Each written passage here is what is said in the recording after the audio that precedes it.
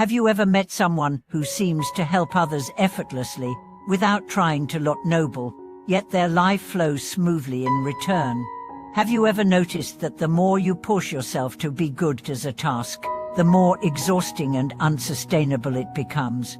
Welcome back to the channel, my friends. Today, we are going to explore what the ancient phrase, doing without doing, truly means, and how it can reshape your life when you let kindness sink deep enough to become your baseline operating system. This is not about forcing yourself to act virtuous in public while secretly feeling drained. It's about gradually integrating genuine goodwill into your smallest decisions, so that your daily habits run on kindness the way a phone system runs on its core software: automatic, stable, and largely invisible until something goes wrong. Two anchor points frame this discussion. First, kindness is not a separate activity you add on to your life. It's a mode of being that saturates your conduct until it no longer feels like effort. Second, the practice of doing without doing doesn't mean doing nothing. It means removing the ego-driven push to make things happen and letting actions arise naturally from a cultivated inner state. Let me start with a scene that illustrates the opposite forced goodness. Years ago, a man named Henry volunteered at a local food bank. Every shift, he told everyone how many hours he'd worked, how much he'd sacrificed, how tired he felt. His help was real, but it was constantly broadcast. After a few months, he began to resent the work, skip shifts, and complain that no one appreciated him. His kindness was like running an app in the foreground all day. It drained his battery because it never became part of his core system. Now contrast that with Maria, a neighbor in her late 60s. She's not in any official volunteer group. She simply notices what's needed: bringing soup to a sick friend, picking up mail for a traveler, introducing job seekers to her old colleagues. She never announces it, never seeks repayment. Over decades, her network of goodwill has grown so naturally that when she needed help moving house, 15 people showed up without her asking. She lives doing without doing. Her kindness runs in the background, effortlessly. The transition from a forced good to a natural good starts inside. First, remove the scoreboard. The moment you keep mental tallies of your deeds, you're reattaching strings to them.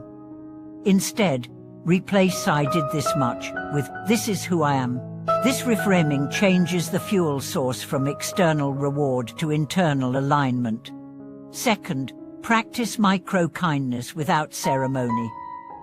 Hold the door for someone without making it a performance. Reply to a message promptly without expecting thanks. In time, these micro-actions accumulate into muscle memory. The real test is whether you can do the same when no one sees and no credit comes. Third, trust the law of quiet return. The ancient teachings say that when kindness is done without self-attachment, it circulates invisibly through the web of life, returning not always as a direct favor, but as conditions aligning smoothly when you need them most. Think of it like tending the small instead of chasing each plant. Healthy soil quietly nourishes everything that grows in it. I remember a story from a temple in the mountains. A young monk asked the abbot, "How do I practice compassion every day?" The abbot pointed to the garden and said, "Water each plant as though you'll never see it again." The monk didn't understand until years later, when a storm destroyed the garden. The plants he'd cared for without attachment had already seeded nearby areas, so new shoots rose quickly. Compassion given without clinging, that quietly ensured resilience. This principle works the same in human relationships. If you offer help with the hidden aim of securing loyalty, you're setting yourself up for disappointment. But if your aim is simply to strengthen the field you live in, you will never run out of reasons to act. Some people hear doing without doing and imagine passivity, just sitting back. But in practice, it's a dance between attentiveness and non-interference. You stay awake to what's needed, act swiftly when the opening appears, then step back without trying to control the outcome. Let's take a workplace example.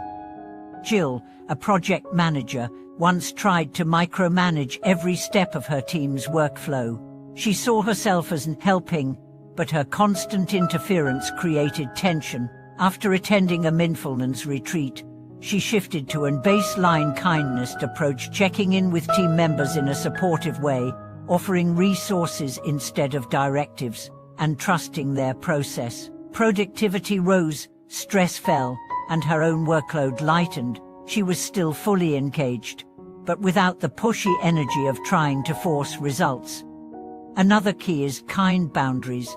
Kindness doesn't mean saying yes to everything, it means acting in a way that sustains goodness over time.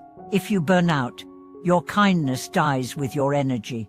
Doing without doing requires knowing when to stop, when to rest, and when to say no, so that your death stays genuine. There's also the inner dialogue. When your mind produces criticism or impatience, gently redirect it. Instead of "why can't they get it right?" shift to "what's the smallest step forward here?" This tiny pivot transforms your mental soul from harsh to fertile. Over weeks, you'll notice your reactions changing without conscious effort. That's the operating system updating itself.